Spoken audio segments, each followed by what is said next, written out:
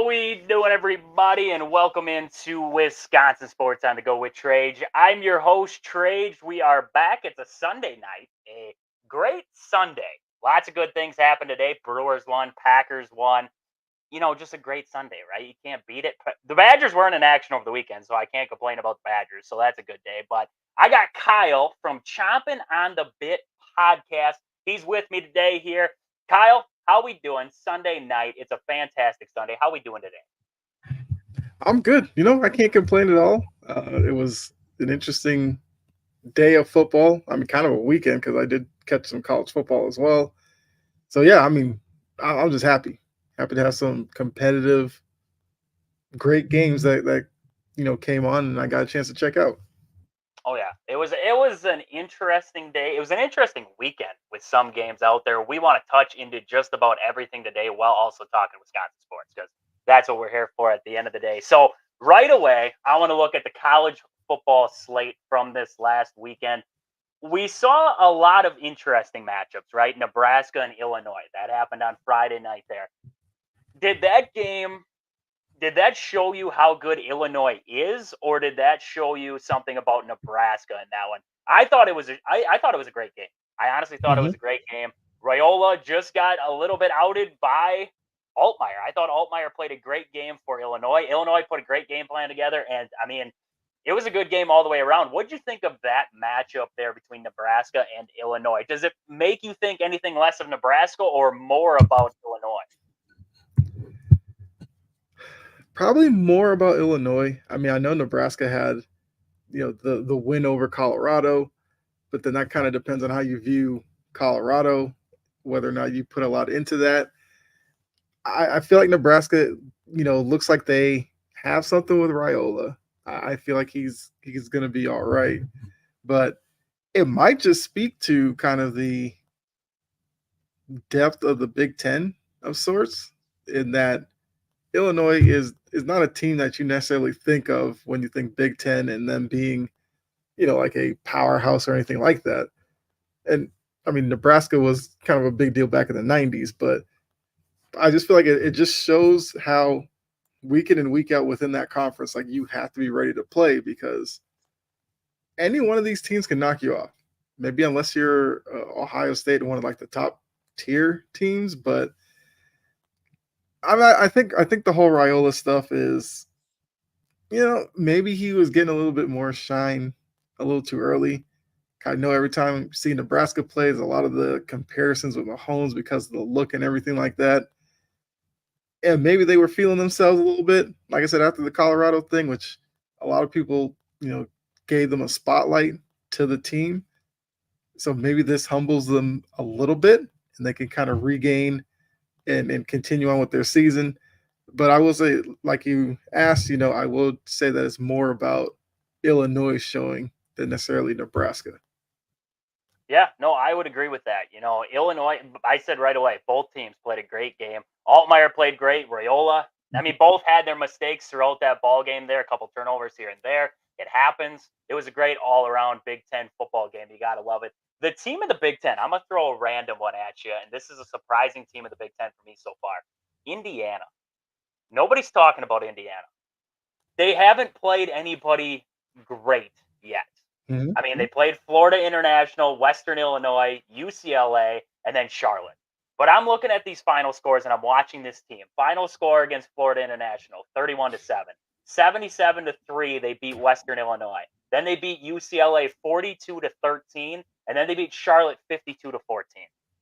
Now, I'm not saying that Indiana is going to go. I mean, you look at their schedule, they have Michigan and Ohio State on there. The rest of the schedule kind of works out for them. I mean, Nebraska on the docket there, but Maryland, Northwestern, Washington, Michigan State, Purdue. This Indiana team could end up near the top of the Big Ten just because their schedule is a little bit weaker. They got out of the eastern side of the Big Ten, so they don't have to play all those. I mean, they don't have to see Penn State, right?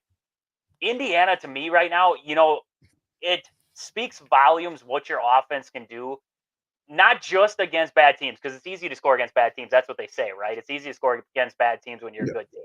But the way that they're scoring right now, I mean, you're talking 77 points. Now, I get Western Illinois is not a great team, but putting up 77 points in a ball game is still impressive. I don't care who you are, Mhm. who you're playing. That's impressive. UCLA putting up 42. I mean, Florida State who just played UCLA over this last weekend? I believe. Oh no, Florida State beat Cal. UCLA played LSU, and LSU put up 34 against them. 34-17 was the final score there. If you're playing like that kind of game right there, right? You're the if this team beat this team and I beat that team, that kind of thing there. Indiana looks pretty good in comparison to what LSU just did to UCLA. So, I mean, looking at that Indiana team, looking at what they've been able to do so far this season, is Indiana a team that you're looking at and you're saying this team could possibly find their way to the top of the Big Ten at some point? I mean, I guess it's definitely possible. I mean, as you did read out, their next two games will say a lot about them. I know Michigan's been kind of up and down this season. Michigan's at Ohio the end. State. Michigan and Ohio State are towards the end of the schedule. Towards the end Oh, of okay, the okay. yep, I yep. thought you were saying that's what that. But I mean, if they can beat the teams that they're supposed to beat, you get towards the end of the year. Remember, you have the expanded playoff. If they can impress enough and get into the rankings and make it interesting, maybe they sneak in as like a bottom playoff team. It would be kind of odd because obviously when you think top 12 teams in the country, Indiana's not the first one to pop out to you. I mean, Indiana hasn't really had much juice since like Penix left, and even when Penix was there, he had like some injuries that he dealt with. But I mean, look, the big thing for Indiana is they play in the right conference.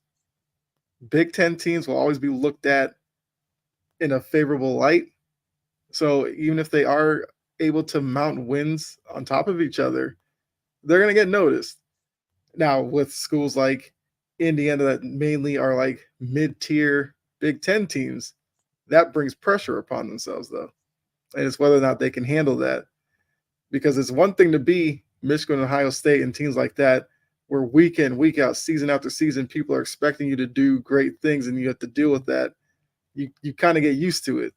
A lot of these lower name, lesser name schools, that's why you see them kind of pop maybe 1 year and then kind of disappears just because it's a different level when you reach, like a top 15 type ranking, and now other teams are now looking at you differently and they play you a lot differently.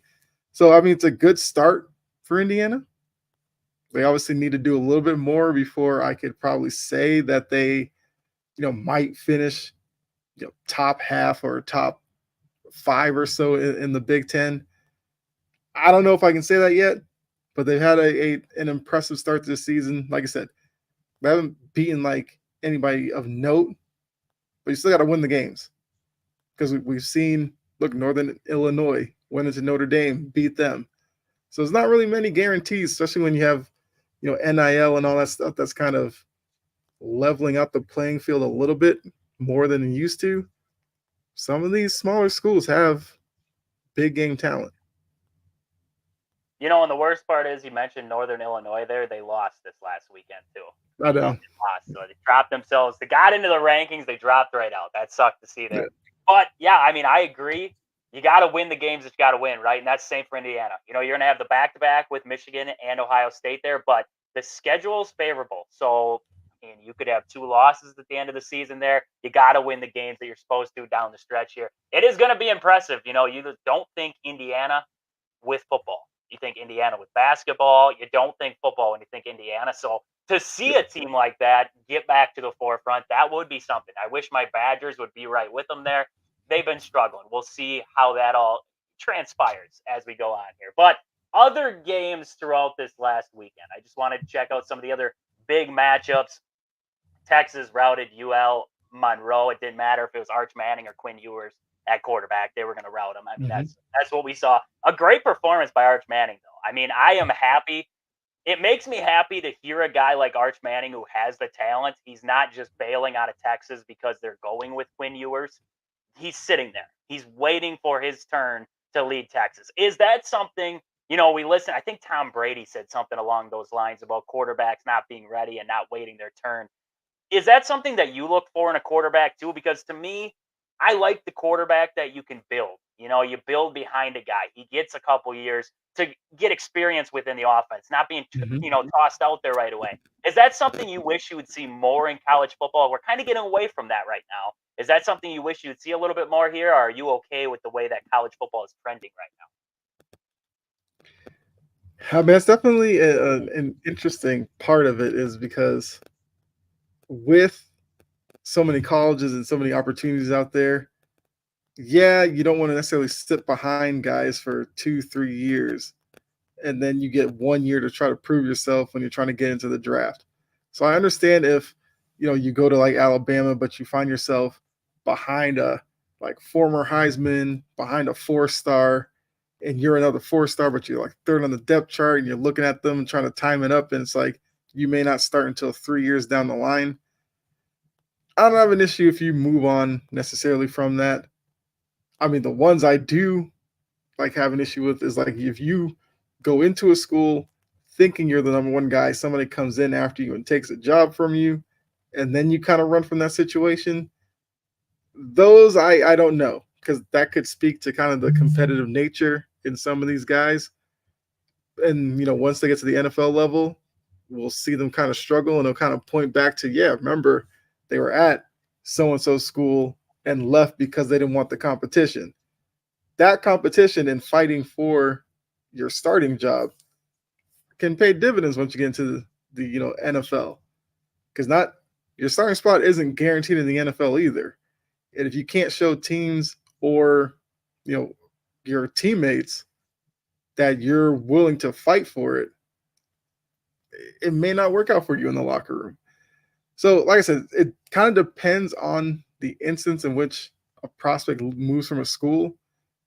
But I feel like perfect world, you pick your school, you kind of stay there, and you either sink or swim based on your own ability. And don't like try to make excuses for why you're not playing or anything like that. So I can definitely commend Arch Manning, especially with the name and everything that's gone with it. Like he could have very easily have gone somewhere else, starred, did his own thing, but clearly he just wants to be at Texas and be a Texas quarterback. So I gotta give him props for that. I really do. Yeah, and you hit the nail on the head there. I mean, talking about NFL teams, you want to see a guy with that competitive spirit who is going to fight for that job. If he loses the job, he doesn't just bail out right away. I know that was Nick Saban had problems with the NIL and with the transfer portal. Same with Tom Izzo, some of the older coaches, because Tom Izzo said it perfectly. These guys aren't learning how to fail and keep trying. They're just learning to fail and then bail, right? You don't Yep. want guys like that.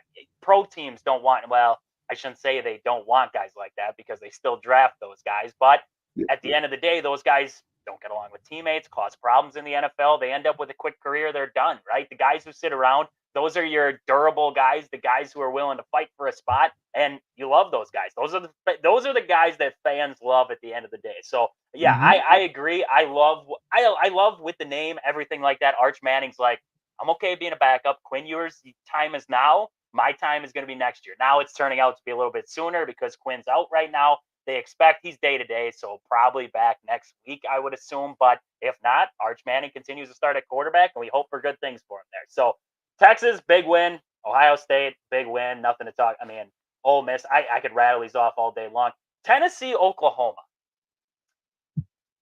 What surprised you more, I guess? The fact that Tennessee's offense didn't look as good as what I thought it was going to, because Tennessee was just, I mean, this offensive juggernaut all season long. Their defense Mhm. looked better in this game than what I expected. I honestly went into this one and I thought Oklahoma had a good enough defense to slow down Tennessee for portions. But at the same time, I'm going into this thinking if Oklahoma's got a shot, it's gonna be a gunslinging match right here. I mean, it's gonna be whoever messes up first, right, is gonna lose this ball game. And it ended up 25-15. So to me, I mean, I'm looking at this game saying I'm surprised how well Tennessee's defense actually stood toe to toe with Oklahoma in this game, forced some turnovers in this one, and played all around complementary football on both sides of the ball there. I mean, looking at this one, was there any surprise in this one to you? Uh, Probably not really. I mean, like when you look at the numbers from that game, Tennessee dominated the time of possession, and usually when you do that, you're controlling the pace, you're controlling a lot of the aspects of the game. So, pulling the game out the way that they did wasn't surprising once you dive into the numbers. Like I said, for me with Tennessee, it seems like it's kind of a continuation of who was it like Hendon Hooker, his time in Tennessee, a little bit of Joe Milton there. Like Tennessee's had a few seasons where they've started off well, have been highly ranked, and then later in the year there's a loss or two that kind of derails their season. So I want to see if Tennessee is truly legit this year, because I know a lot of people are looking at them as a team that could factor in to a playoff situation. I feel like the talent is there for them. Like I said, I want to see later in the season where there is that pressure. Do they step up and capitalize on it? Like this is definitely a very good win for them. Like I said, nothing to sneeze at. Beating an Oklahoma team, new to the SEC, but they're a storied program and everything like that. So it's a big win for Tennessee. But I want to see later in the year if they're still playing kind of at this level or not. Because like I said, they've teased this before. Every year. It seems like that was my biggest question leading up into the weekend is Tennessee truly back? Like this game is going to tell us a lot about Tennessee coming into this matchup here. So getting off of that one there, I mean, there was a couple more big matchups, I guess. First off, Bowling Green seems to be hanging with everybody. I don't know what it is, but Bowling Green, they hung with, I believe, Penn State. They hung with Penn State there. They lost 34-27. Now they just lost to Texas A&M 26-20. Gotta love what the Bowling Green Falcons are doing right now. Wish they would have won one of those games, because then, I mean, college ball playoffs expanded. Maybe, just maybe, we're talking about a team like that at the end of the season here. But I wanted to get into one here. Oklahoma State lost to Utah, but the game I wanted to talk about, Michigan, USC. Michigan's defense is stellar. Like Michigan's defense, they got some dogs on that defense. But offensively, I think USC finally got introduced to old Big Ten football, not new Big Ten football. They got introduced to old Big Ten football. We're going to ground and pound, and we're going to keep doing it until you're tired. And that's what happened. Yep. That's all I took away from this game, watching it, looking at the box, everything. Alex Orji, he goes 7 for 12 on the game, 32 yards through the air. Nothing through the air for Michigan. How did they win this game? Well, they had 2 touchdowns from Mullings there. His long was 63 on that big breakout run he had. And then you also look at Donovan Edwards, the returner there, returning running back there for him. He had 1 touchdown, 41-yard carry there for a touchdown. I mean, the big plays, right? This big play, we were wondering about the Pac-12 and their defenses coming to the Big Ten. Were they going to be able to adjust to a different style of football? Because this isn't Pac-12 football where it's like we're going to air it out. USC likes to air it out. This isn't Pac-12 football. This is Big Ten football. We're going to try to beat you with the ground game. That's what I took away from this is Michigan, though they don't have a quarterback, they found a way. The offensive line started to play better. They found a way to win this game. USC, it makes them question a little bit. What do we have to do to get better? Because my Badgers going to have a game coming up against USC. The Badgers don't have the most dynamic passing game right now, but they're going to try to run the football. They just watched this game and they're saying to themselves, okay, we got the run game. We think we have the run game. We're going to have to exploit what their weakness is in this one. So what surprised you in this game, USC and Michigan? I think you kind of alluded to it a little earlier, where for USC, Texas, Oklahoma, these big programs that left one conference and went to another one, the first thing you want to see is how do they adapt. And for USC, first chance to face a big name Big Ten school in Michigan on the road as well. I thought they handled themselves really well. I think it's going to be obviously good exposure for them, because when you switch philosophies, because like I said, Pac-12 was spread them out, air it all over the field, high scoring games and all that. Whereas Big Ten, it's trenches. If you win in the trenches, you win in the Big Ten. So this is something that, Lincoln Riley and the coaching staff there, now it's going to kind of change the way that they recruit now that they're in the Big Ten. But with this current group that they have, like, I came away watching that, like, I think USC might be okay this year. I mean, I didn't think they're going to be like, bottom of the conference and everybody's just beating up on them. But there has to be a bit of an adjustment period.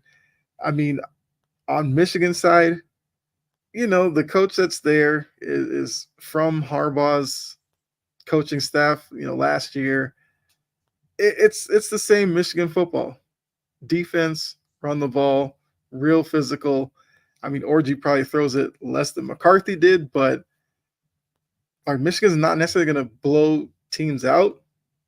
They're just going to try to out execute you and force you into certain mistakes, whether it's trying to do something that you're not capable of, and they, with their defense, can stop you and give their offense short field, all that kind of stuff. So both teams, I feel like, played the way I thought. I might have been a little bit more impressed with USC only because I know this Michigan story. This is what they've been for a while. So they're going to stay true to who they are. But, I mean, look, time of possession, everything, pretty much even. Speaks to a 27-24 scoreline. I'm intrigued with how USC navigates a Big Ten schedule. Yeah, I mean, they played well. I honestly thought, defensively, besides the big plays, they played well in that one. A lot of people came out of that one saying Miller Moss just sucks. I don't think he sucks. I think he tried to throw the ball too much. I think USC's got to find a way to play complementary football, just like a lot of these other Big Ten teams will do to you, Ohio State, Oregon, the other, top teams in there. So definitely some big games over the weekend there. But I got a list here. The craziest things that happened over the weekend. Okay, I got a list of 4, and I want you to take your vote on which one was the craziest thing. So we saw a 64-yard field goal by Temple. That's impressive. 64-yarder, banged it right off the crossbar and in. You got to count it, though. The doink went right this time. Don't get, there's certain fans out there who get upset with the double doink talk. We don't want to talk about it here. We're just talking about a doink that went in this time. The 93-yard punt return touchdown by BYU. That ball, I mean, he dropped it. It went rolling back to the goal line. He turned around, took off with it. It was impressive. My next one. Florida State actually won a football game. They actually won a football game. I mean, I had to throw it in there. I had to take some shots because I think they're still like upset because of last season yet not making it into the college football playoff. Now they're like, it's utter chaos. They won 14-9 over Cal, but Florida State wins a football game, or Michigan beats USC. A lot of people didn't see that one coming. I mean, if you were a bet man, you probably didn't go to the bank thinking Michigan was going to pull off that win. So out of those 4, which one was the craziest thing to come out of the weekend? I mean, just first reaction, I feel like the BYU return, because I remember watching that play, and it's very easy to panic once you drop it and your back is towards the rush coming at you while you go pick up the football. But that dude picked it up. He turned. He took the long way because he then went cross field, where that's also the biggest problem with that as well, is once you kind of muff your kick, all of the pursuit is coming at you. If you're able to get around like the first or second guy, you usually have nothing but open field. And that's kind of what happened. The first guy tripped him up a little bit. He stayed on his feet. The second guy, he was able to outrun and get outside of him. And once he got to the sideline, there was like he had like maybe 3 blockers ahead of him, and there was like 1 defender left. You're going to win that battle every time. But that takes a lot out of you. Take her one side of the field to the other, run down the sideline. And, obviously it was a big, big play in the game. I would probably go with that one. Like I said, initial reaction, only because of, like I said, the excitement of the kick return as well. You got to throw that in there too. Like, that's always an exciting play to watch. the longest college football field goal was 69 yards in Mm-hmm. 1976. 64 is impressive. Like there Yeah. aren't many NFL guys who can hit from 64. Like that's impressive. Now he did doink it in, so it was literally 64 on the dot is what his leg gave him on that one because he doinked it in. Yeah. That punt return was impressive, but Florida State actually winning a football game was also impressive because I mean, come on, Sure. they avoided disastrous start there. You went 93-yard punt return. I'm going to go with the field goal because I have not seen somebody hit from 64 in a while. Not even, I mean, Justin Tucker, I believe, hit. What did he hit from that time? Was it 65? Yeah, that was that like the Lions game or something? I think so. And then the Cowboys, they just had their kicker go for 64, I believe. He was one off the record. I thought he hit from 64 not too long ago. 64 is impressive. Those are the two probably best kickers in the league. So yeah, I think I'm gonna have to go with it. I think I'm gonna have to go with the 64-yard field goal by that Temple kicker. That was a heck of a kick. That was a heck of a boot right there. So let's switch gears. Here. Let's get to the NFL.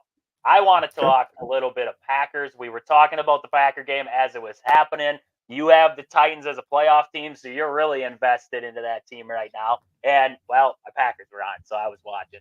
30-14 was the final in that one. And I guess my biggest takeaway from that game, and we're going to have a lot to talk about here, but my biggest takeaway from that game was the Packers played some of the best complementary football on both sides of the ball that I have seen out of the Green Bay Packers in a very long time. I mean, you look at the box score in this one, and just about everybody got involved in this one. And then you look at the sack total. 8 sacks on the game. 8 sacks on this ball game. Jair with the pick 6. And McKinney had an interception in this one. I mean, crazy. It was crazy to see this defense just completely I was listening to a good friend of the show on Integrity Sports Network there, Jory. She was talking about her Titans the other day and how they improved the offensive line. And they did. I mean, they went out, they got pieces, they drafted, trying to build up this offensive line. But the defensive line for Green Bay, I mean, how often Will Levis was just under pressure he didn't even have time to move. There was times where guys came through unblocked. I mean, Hafley, I loved what Hafley did because at one point he sent 6 guys. Not many NFL teams are going to be ballsy enough to send a house, and he sent the house on it was going to be a pass play, and he sends the house. Like, you got to love it. I mean, initial takeaway, before we get into this game as a total, initial takeaway from this one is what? Oh, I mean, look, there's a big difference in like for Malik Willis going into a week of preparation, knowing you are the starter, as opposed to filling in for the starter through injury. So that speaks to Matt LaFleur and his coaching staff and their preparation. You're 100% correct about Tennessee in that their offensive line did not show up well against a Packer defense that's pretty good. And Hafley, who I know really well with him coaching at BC, watched him a lot. There's one thing that you knew about his BC teams was that defensively they were going to be tough, and he's brought that to Green Bay. So I obviously root for him to do well. I mean, that's where it was won. Malik Willis was given time to make throws. He pushed the ball down the field. I kind of thought they were going to try maybe Jacobs a little bit more, but they were able to make enough plays with Willis in the passing game. And defensively, they got a couple of turnovers, which really helped. So, I mean, impressive from them. I mean, I know you brought up me picking Tennessee as a playoff team.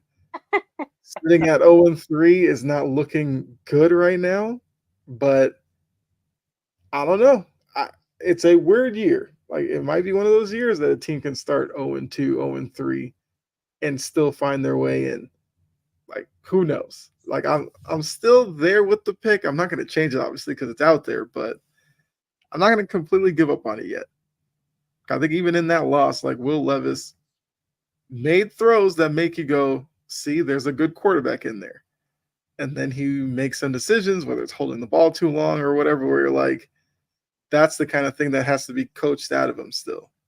So you're still going to be up and down with him. But it was an impressive win from Green Bay for sure. And part of the Levis thing too was we allude back to the offensive line. When he was moving the football, I mean, he had time. He was standing in there. And I know I heard some of the announcers there saying, well, you got to know when backside pressure is coming. You do, but he was getting leveled by, there was nobody blocking Cooper coming around the edge or whoever it was. There was nobody blocking him coming around before he got smacked. So there's a little bit of a difference in that too. I mean, you pointed out the main guy, Malik Willis, coming out of this game. 13 for 19, 202 yards, 1 touchdown. So Tennessee has Malik Willis. They give up on Malik Willis. Like, this isn't our guy. We can't do anything with this guy. Let's get rid of him. So they send him up to Green Bay. Matt LaFleur gets him. Now, he probably, wouldn't see we know he wouldn't see the field if Jordan Love was out there, but Jordan Love gets hurt. Now we see Malik Willis. We're starting to see some of the things that Malik Willis can do. And what he can do in the run, the RPOs, is absolutely beautiful. It is absolutely beautiful. Well, that's what I took out of this game. My biggest thing with Willis was his decision-making early on. He doesn't, like you were talking about Levis there, where he's sitting in that pocket and he's waiting too long. There's a fine line, but I thought in this one, Willis showed poise. He showed when the rush was there, he stepped up, he noticed the field was open in front of him, he tucked it, he ran, and he bust out some big ones. That's the biggest thing that I took away from Malik Willis's performance, and also that he could throw the ball too. All that I heard from Tennessee fans leading up to this one was, good luck with him throwing the football. You guys are going to have to run the football. He can't throw. I saw some impressive throws in this game by Malik Willis. He had the one to Watson. He had the one coming across the middle to Dobbs in this one. I saw some impressive throws out of him today. And talking about decision-making, his decision to, there's nothing open deep. Let's just dump it off to Kraft, or let's just dump it to my running back. Take the short little game. Or like I said, tuck it and run. Just those little things in Willis's decision-making that I was impressed by. And, everybody was kind of joking about it. They're like, oh, the Packers, they ran for 50 sometimes against the Colts. They didn't open up the playbook for Willis. LaFleur is not going to do that for him. He's not good enough to open up a playbook. I tell you what, that playbook was wide open against the Tennessee Titans. He showed about everything that you could show outside of just constant airing it out. And I love that. I love that out of him. So I guess my question is to you. I mean, you've watched the Titans a little bit more than I have, and you also talk to Jory all the time about her Titans there. With this Titans team, does it speak volumes to Matt LaFleur as a head coach for what he's been able to do with Malik Willis, or does it kind of point negatively towards the Titans, who had this guy in the room, but they couldn't figure out how to utilize his talents in the right way? Which one do you think it actually points more towards in this one? Is it LaFleur as a head coach, or the Titans organization as a whole not putting him in the best spot to succeed? I mean, I would give all the credit to probably Malik Willis' maturation, as well as Matt LaFleur's game plan. The biggest issue that he had when he was in Tennessee was, well, one, most of the times when he went in, it was because the starter was ineffective or got hurt, and he was kind of just thrown out there. And when he did that, a lot of times you could see the game was like speeding up to him. He'd drop back, he'd get real jittery in the pocket. He would, just start dancing around, darting around, and then he would take a hit. Like he said, what I've seen from him today, last week, when he drops back, he's very, calm in the pocket. He's going through progressions, picking on a guy and throwing it. He wasn't doing that in Tennessee. So because of that, I can't necessarily blame Tennessee for moving on from him, going after Will Levis and deciding that Malik Willis was on the outs. They brought in a veteran backup in Mason Rudolph to back up Will Levis. I completely get that. Rudolph can show Levis some things that, Rudolph has been around for a few years that he's seen Malik Willis can't necessarily do that because Malik Willis was learning the same things Will Levis was at the same time. So I would give all credit to Green Bay, and maybe then another part of it is Tennessee. You had Mike Vrabel, defensive-minded coach. You had Derrick Henry, the very run-centric offense. Now he's in Green Bay, where Matt LaFleur is an offensive mind. So the preparation is probably a little bit different. So yeah, I would give it all to Matt LaFleur, preparation with him, the game plan around his skill set. I give the Packers all the credit for that one. I don't fault Tennessee for their decision in any way. Like I said, he wasn't this quarterback there. Yeah, sometimes it's right place. I mean, right place, right coach. We've talked about it. I know, good friend of the show, Aaron there. He's always on Fridays there for the weekend preview. He always says, Brock Purdy is his big guy. And he always says, without Kyle Shanahan, Brock Purdy wouldn't be who he is. You could look at the same with Tua down with the Dolphins. I mean, you have those guys. And Malik Willis, for some reason, Matt LaFleur has found the best in him. And you just hope it continues for him. I mean, maybe he ends up somewhere else finding a job, and that'd be awesome. That'd be awesome because that guy's a great guy. I mean, end of the day, Malik Willis is a stand-up guy. Like, that's a dude that if you asked me to go to dinner, I'd be all over it. He's paying. I mean, of course, he's paying. Right. Like, I'd go to dinner with the guy. That is for darn sure there. So I loved what I saw out of Malik Willis in this game. Looking at other pieces in this one, I don't know if it's just me, and I wanted to get your opinion on that, but the ability of the Packers wide receivers, Wicks, Watson, Dobbs, doesn't matter who it is, Tucker Kraft coming out from the tight end spot, the ability for them to block downfield is just impressive. I don't know what else to say besides it's a thing of like beauty. Watching them guys, and what makes it even better is you can have guys going downfield to block, but sustaining a block, having a good block, and also not getting penalized when you're going down the field and blocking. That's what I saw in this game from the Packers, was opening up holes. I mean, you look at that Emmanuel Wilson. It was a little screenplay out to Emmanuel Wilson. And yeah, he had the offensive lineman pulling out there for him too, I believe. Myers ended up out there. There was a couple other guys, I can't remember off the top of my head, who ended up out there. But you had Kraft out there lead blocking. You had one of your receivers setting the edge. Just watching this Packers wide receiver core, is it something to see that, or I mean, that I'm seeing, and I wonder if you're seeing the same thing watching this Packers team, is they're not pass catchers. It's not like these guys are just pass catchers. They're some of the best blockers on this team too. I mean, they go out there, they're holding blocks, they're lead blocking for Jacobs or whoever it is, or Jaden Reed on some of his end arounds. I mean, are you impressed watching this group for the Green Bay Packers, just their poise and their ability to block down the field?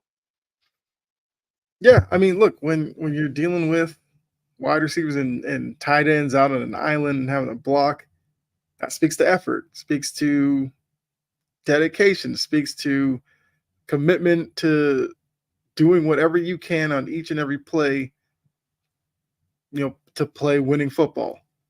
Those are all aspects that go into that when you're asking a wide receiver who is skilled enough on their own, running routes, making catches and everything like that, to now in a play that they know they're not involved with, stay locked in to finding their guy, blocking correctly, none of these holding penalties or anything like that. So yeah, I'm definitely impressed by him, and I do think it speaks to kind of the reputation that some of these guys got with Rodgers last year, where a lot of people felt like Rodgers didn't have the best year because these group of guys, I know they've added on since then, but Watson was one who overlapped both of these quarterbacks, and he was seen as almost a failure a little bit because he couldn't connect with Aaron Rodgers. And I think now what we're seeing from him and these other wide receivers, maybe it was more about Rodgers and his inability to maybe want to bring along young wide receivers at this point in his career. Whereas when you got Jordan Love, who's another young guy, it's easier for those guys to connect. Matt LaFleur all of a sudden looks like a good coach because he's not overshadowed by Rodgers. Now with this group, he's able to just be him, install his game plan, and these guys are executing it really well. So I'm not necessarily sure that I'm like surprised that they are this good at just blocking in little things like that. I just think it speaks to an organization that's very confident in their talent right now and think that off of last year, what they did, obviously Jordan Love has to come back because yes, Malik Willis has played well these past 2 weeks, but you'd rather have Jordan Love back there. That if all things are clicking, they're all healthy, this is a team that could make some noise in an NFC playoff run. And I feel like these guys know that there's an opportunity for them to potentially be a make a Super Bowl appearance or anything like that. And I feel like this is them dedicated to doing whatever they can to win games right now because they know it come January, the little things you do now mean a lot more then. And part of the thing with the receivers and this whole team as a whole that I love the most is it's the unselfish play, right? Yeah. It's the technique and it's the unselfish play. You don't have that glorified number one, right? You get Stephon Diggs in there. He wants his catches. And you get even a guy like Devontae Adams. He wants his catches. These guys want the ball. And I get that. You want the ball in your hands. You're a playmaker.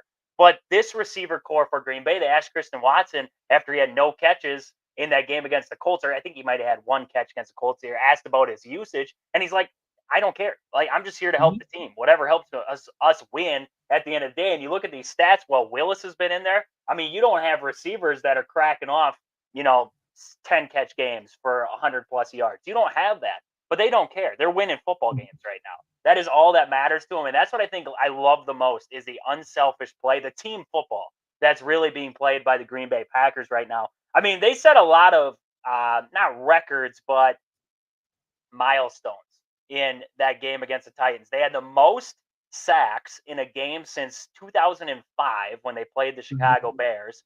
And then also Xavier McKinney became the first Packer with an interception in each of the team's first 3 games of the season since 1978. That was John Anderson back in 1978. So just some all around, I mean, impressive stats. And then you look at their interception total on the year. I mean, right now, this Packers team, I believe they have 8 interceptions, 7 interceptions. They might have 7 interceptions there on the season. Last season, they had 7 in total, right? They had 7 in total. They were tied. That was tied for the fewest in Green Bay Packer history last season when they had 7 in total. They already met that mark this season. That just speaks volumes to what Hafley's doing on the defense, putting these guys in the right position, also getting a guy like Xavier McKinney into the room. I felt like he was very underrated. Not a lot of people talked about him coming out of the Giants there because, well, he's on the Giants. Nobody really knows about him that much. But man, oh man, this guy's a star. This guy is a definite star, and he's showing it right now for the Packers and everybody's favorite guy, Jair Alexander. I mean, he had a pick six. You got to love that there, jumping her out and taking it to the house Mhm. there. But looking at this defense, Devontae Wyatt up the middle there, he is a game wrecker. Like I don't. It doesn't even have to show up in the box score for me sometimes. I'm going to ask you this, okay? Because I said Sure. this last week on the show, and I don't know. I want to get your opinion. At the end of the day, Kenny Clark, Devontae Wyatt. I want him to have tackles for losses. I want him to have sacks. I want him to have some impressive stats when I look back on the 2024 season. But when I think of a defensive tackle, I want them to be game wreckers. I don't care if they have, a sack in a game. I don't care if they have a tackle for a loss. I want them constantly pushing back, whether it's a guard, whether it's a center, whoever it is that's blocking them. I want them to push them back. I want them to put that quarterback in duress. I want him to have to try and make a throw like Levis did, where he's rushing things. I want Mhm. my D tackles to put guys in positions like that. And when I watch Devontae Wyatt right now, even a guy like Kenny Clark coming up the middle, those guys are game wreckers. And Devontae Wyatt, to me, right now, has taken a huge step forward. He had 5 tackles in this game. He had 4 tackles in this game. He had 2 sacks in the game. He had 2 tackles for a loss in this game, and he had 3 quarterback hits. I If that isn't speaking to a guy that's taken leaps and bounds over what we saw last year, I don't know what is. When you look at a defensive tackle, are you looking for the stats in that D tackle? Or are you looking for a combo of stats and also a guy who just disrupts plays? You don't maybe see him in the stat book all the time, but he's constantly in that backfield, constantly making some kind of noise and making a quarterback have to flush or move to a side or step up, whatever it is. Are you looking for both ends of that deal? I mean, I feel like when you're like evaluating how well a guy's doing, it's eye test. I feel like because if you're a corner and you're a lockdown corner and quarterbacks don't throw your way, obviously you're not going to put a lot of numbers on the box score. But if you watch the game, you're like, hey, they're staying away from that side because of his ability. That's impact. If you have a linebacker that runs all over the field and gets tackles and everything, doesn't necessarily mean that they're great at their position, just means that they get into the right position to make a tackle. A lot of times for your linebackers to do well, the guys up front have to do their job. So when you're talking about D tackles, obviously depends on scheme and everything. You could dominate as a D tackle just by forcing double teams from the opposing offensive line. Because if they double you, that leaves maybe guys on the ends one-on-one. And if they beat their matchup, yes, they get the stat of a sack or hurry or anything like that. But coaches will look at that and say, the job from the D tackle made it easier on them. So kudos to the D tackle. So yeah, D tackle, it's more than numbers for me. You said like what Wyatt had a few quarterback hits. Yeah, those aren't sacks, but they're effective because now you may speed up the quarterback's process because they know that this guy who's right here closest to me, give it a couple of seconds, he's going to be right in my face. And you're talking about 300 plus guys, quarterbacks don't want to get hit by that play after play. And it's like you said, there were a couple of throws that Levis made today where he might have gone in like a half snap sooner than he wanted to. But in the NFL, that's the difference between a completion, incompletion, or a turnover. So, I mean, on a whole, I thought the Green Bay defense, not just the D tackles, they played well. They took advantage of an old line that struggled blocking. I mean, it was bad enough that Tennessee had to replace the right tackle mid game. That kind of tells you all you need to know about how it was going up front for them. But it's not like they were blocking against air. Like they were dealing with the scheme that was brought forth by Green Bay. That I mean, they gave up 14 points. In 2024 NFL, you give up anything less than like 23, you had a pretty elite day. So 14 is nothing to sneeze at. Like that's a really, really good performance from them. So like I said, I know what Hafley does on defense, so it doesn't surprise me necessarily. It's definitely good to see because Green Bay is a team that I just like the direction they're going in, and if they can continue this later on in the year, the wins will be there for them.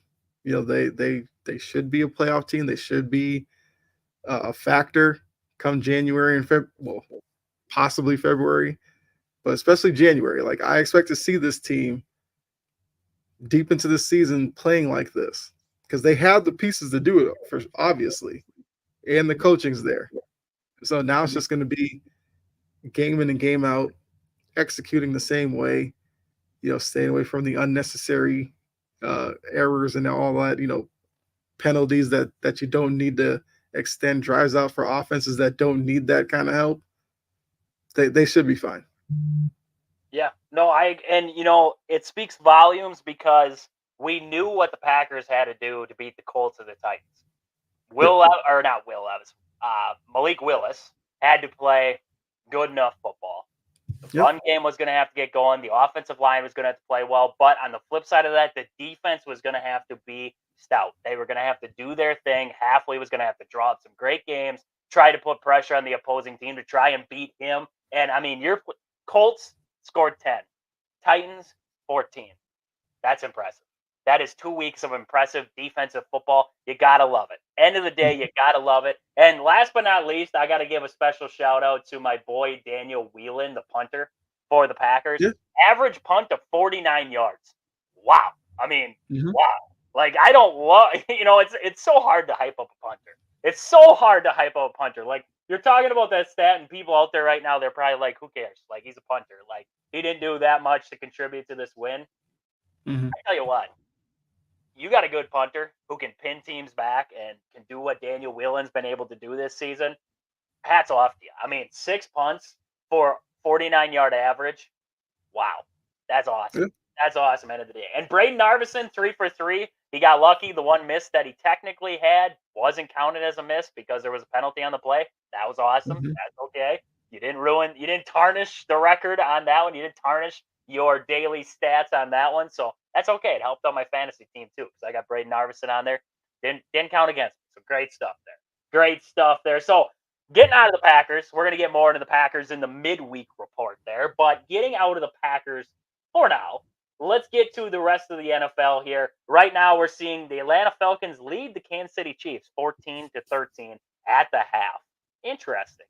Mhm. Kirk Cousins has found out how to play in prime time, and it's scary. You don't want that guy to figure out how to play in prime time there. Yep. But let's get to the rest of the slate here. So the Browns somehow lose to the Giants. I don't know. I didn't think that Daniel Jones could make another quarterback look worse than he is, or what he's been playing as at least.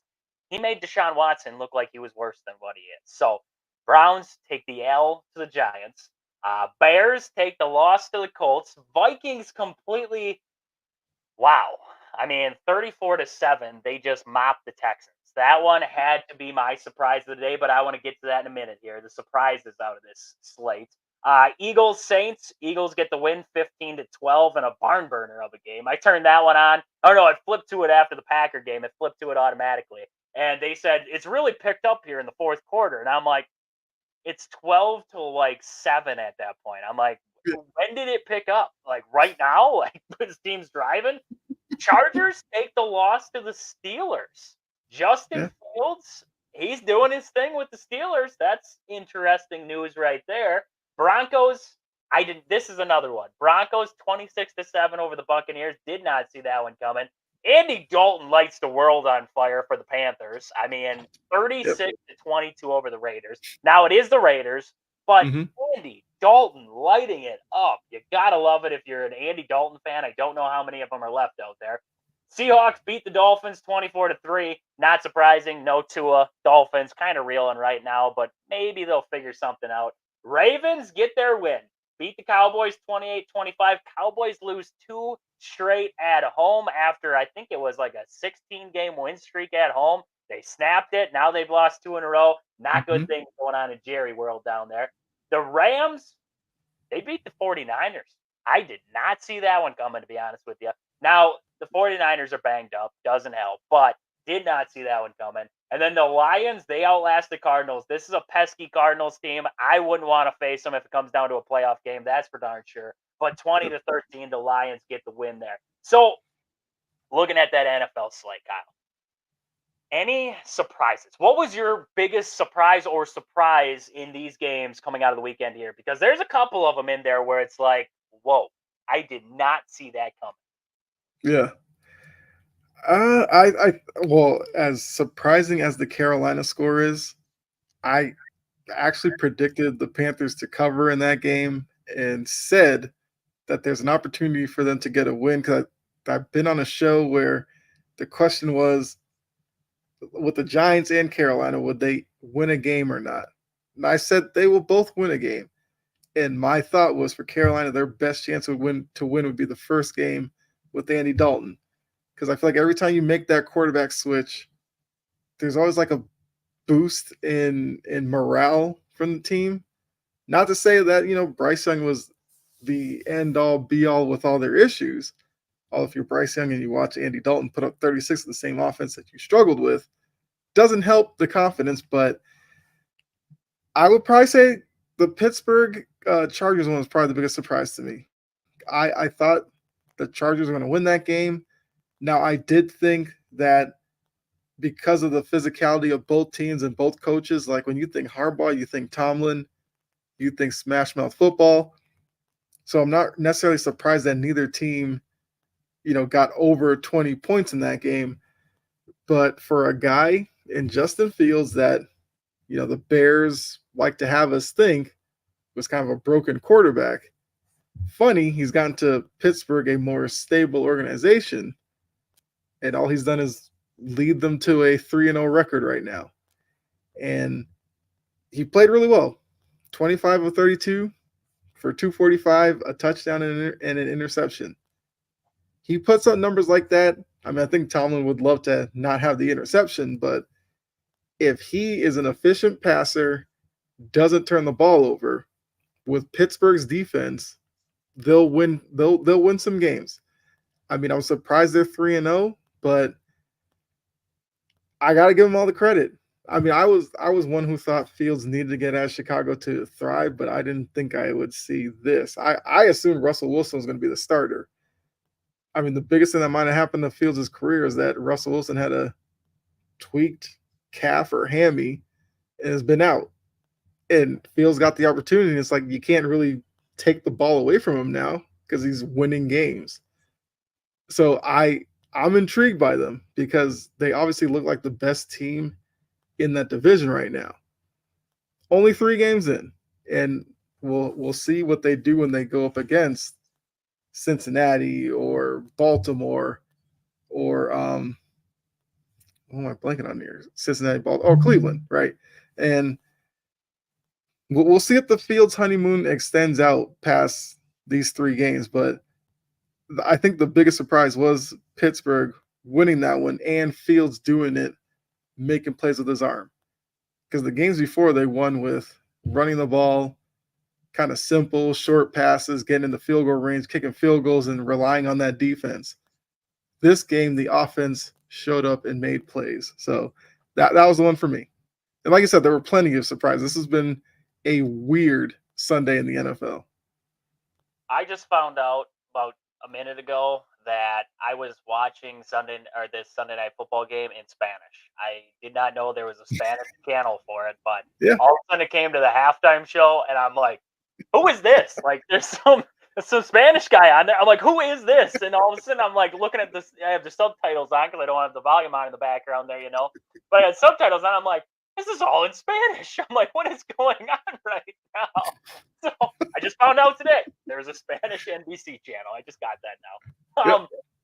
I agree. I mean, that was it. Justin Fields, I said it too. I did not think the Bears were putting him in the best spot to win. And now, and honestly, that's going to be my surprise game, is the Bears do it again. I don't understand. The Bears they had to have seen the final between the Packers and the Colts. They had to have seen the Packers ran all over the Colts. So why, when you go into a game against the Indianapolis Colts, are you having Caleb Williams throw the football 52 times? 52 times is a lot of times, right? That's a lot of times even for Patrick Mahomes to throw a football in a game. 2 touchdowns, 2 interceptions. He hasn't cleaned up that problem yet. He's trying to force balls, but when you're in an offense and you're calling an offense right now, if you are the Bears, that puts him in those situations where he's making bad decisions. You want to feel bad for the guy, but it's also the Bears. I don't care, right? The Bears are the Bears. They can find a way to screw up things. They might screw up Caleb Williams yet. I'm going to be honest with you. They might screw up their shot with Caleb Williams to actually do something with this team because they cannot play call. They don't have a clue what's going on in Chicago right now. This team they should be 0-3. They should be 0-3. That Titans game, if Will Levis doesn't, I don't even know what he was thinking when he threw that pick 6 that gave the Bears the lead late. I don't know what he was thinking, but when he flipped that ball out there, you know what? Honestly, when I saw that replay, I was like, oh, the Titans must have been losing, and that must have been late in the game. No. They were winning, and there was no reason to throw that football. Now, that was a young quarterback making a not-so-good decision, but, you should be 0-3 right now if you're the Chicago Bears. This offense, not impressive. The defense, impressive. The Colts did to you what they want to do to the Packers. They could not run the ball against Packers. They found a way to run it against you. Anthony Richardson did just enough in this game to not screw it up completely. He threw 2 picks. That's still a problem. But outside of that, 10 for 20 for 167 yards. Thank God I benched him on my fantasy team because I could not handle that anymore. That would be one of my surprises, is this Bears team and how awful it is of a start for him. I thought maybe they would ease him in, do some short little routes for him, try to utilize. You brought in DeAndre Swift. What was the purpose of bringing in DeAndre Swift and upgrading the Mhm. offensive line if all we're doing is trying to air it out? It doesn't make sense. You could have put some Joe Blow running back there and just let him try to run, 9 yards? I mean, how many carries did DeAndre Swift have? I just exited out of that too fast there. He had 13. 13 carries for a guy that you brought in specifically for upgrading the run game. Doesn't Yep. make sense. Doesn't make sense at all. So that is, I wouldn't say it's a surprise finish because the Bears can find a way to screw up a game. I would say I'm just surprised on how awfully coached. Well, I shouldn't say that. How awfully coached the Bears are. How awful of a start they've had because of the coaching.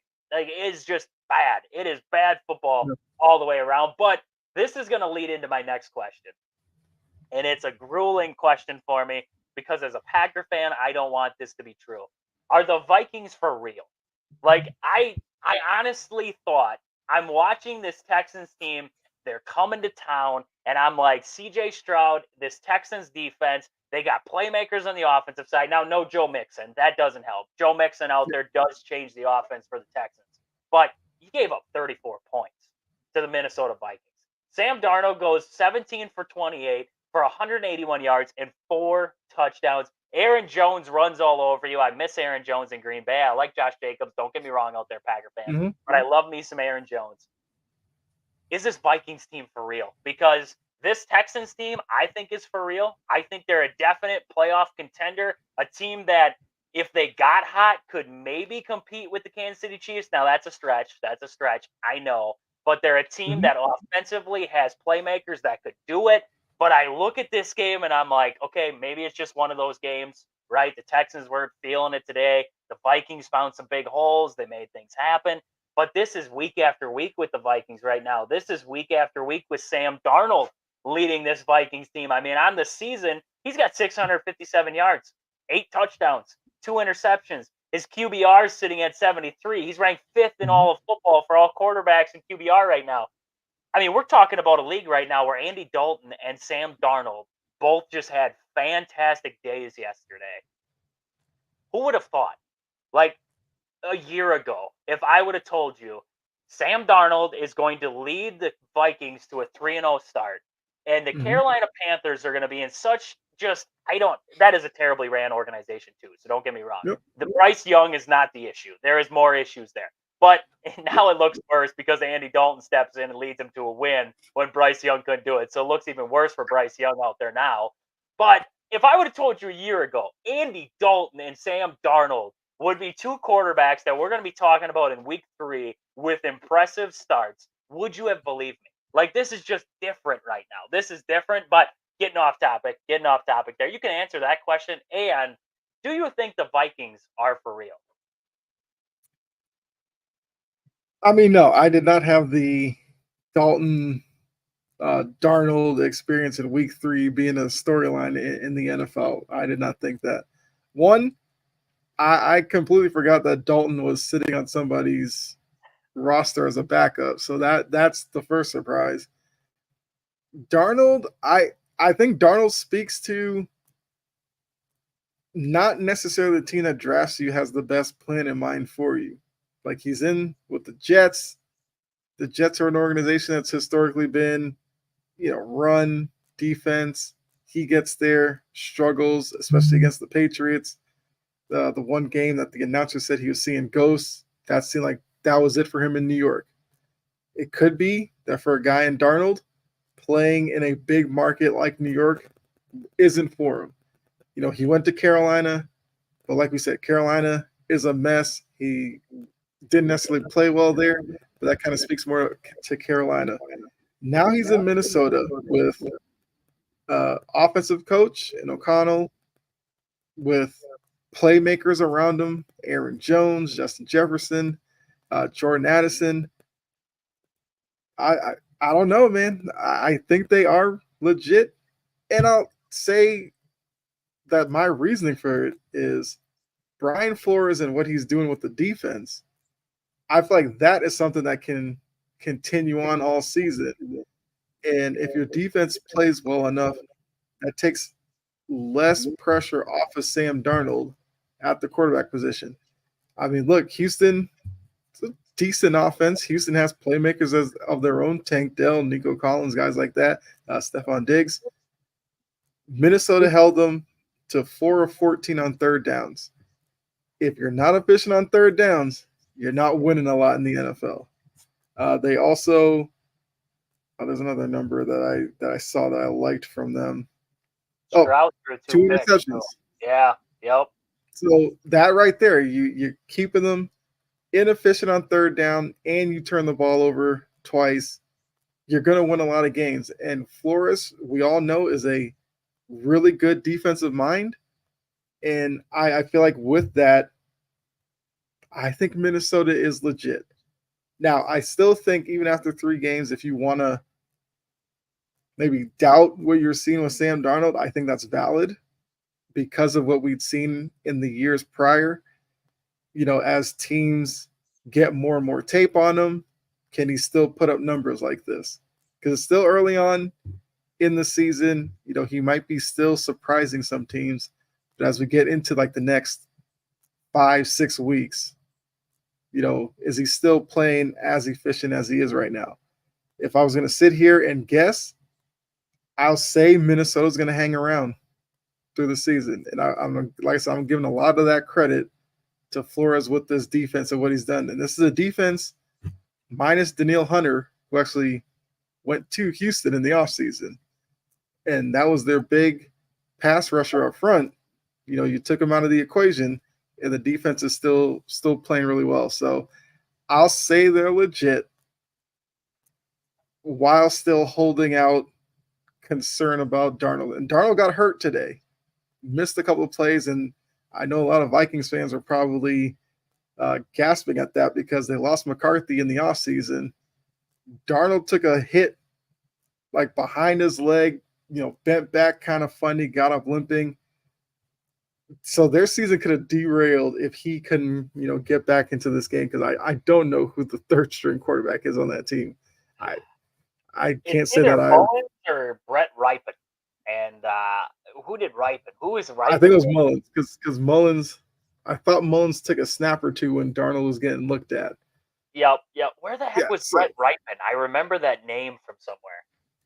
Was he always with Minnesota? No. Denver. He was with Denver. He was with Denver, and I think he was with the Jets too for a little bit. Oh man. That would have been rough. That would have been rough to have to do. Right. So their hopes are on the right shoulder of Sam Darnold and him staying healthy all year. So I think they're legit. I'll say that they are legit right now. So Minnesota's legit. Now, question to wrap up the NFL here. Staying in the NFC North, we know they're going to be the Lions. They'll be fine. Yep. The Vikings, we're thinking they're a solid team that's scary. My Packers got them next week. But one last team. We talked about them a little bit before. The Bears. Will the Bears get right? Will the Bears get right? Just real quick. Will they get right and right the ship at some point this season? Well, they have to find balance in their offense. Until they do, I think these struggles are going to continue. Because like you said, Caleb Williams has no business throwing 53 times in a game unless you're down big and you're just airing it out late. Because if you told me Caleb Williams threw 53 times, I was probably they probably lost like 40-10 or something. And he was just forced to throw it just because whatever. This game against the Colts, it was like 7-0 up until like midway through the third quarter. So you had no reason to become one-dimensional. I know you mentioned DeAndre Swift. You also have Roschon Johnson, who you drafted like 2 years ago. And you have Khalil Herbert, who's been there for a few years and is a quality backup. I don't understand their offensive game plan. I don't know if they're trying to prove something with Caleb Williams, but they need to look themselves in the mirror and be concerned with the direction of this offense. Like, ease Caleb Williams into these games, establish the run, get some play action, get him out in some boot, get him comfortable, and then we'll see. Like, if they continue this way, I don't think they have any shot of getting right, because Caleb Williams just isn't that good of a passer right now. No, I agree. Bad decision making right now. Bad decision making by him. He's trying to force balls in there, and he's being forced to throw the ball a lot right now. So bad combo right now in Chicago. For me, I'm okay with it. For Bears fans out there, I'm sorry that you got to deal with Eberflus and company for now. Hopefully, management will get rid of those guys, get you some new coaches, coordinators, whatever you need. Yes. Whatever you need. Hopefully they figure that out down there. So get out of the NFL. One last thing before we wrap up. Little bit of a random sport that we didn't know was a thing. Roof ball. Kyle, you ever heard of roof ball before? No, not at all. No, me neither. I saw it. It was on ESPN News, apparently. It's a sport. It is a sport. Now, imagine it when you were a kid and you were throwing the ball up on the roof of your garage or whatever it was, and you let it roll back down, you catch it, right? And you keep Mhm. doing that. That's what this sport is.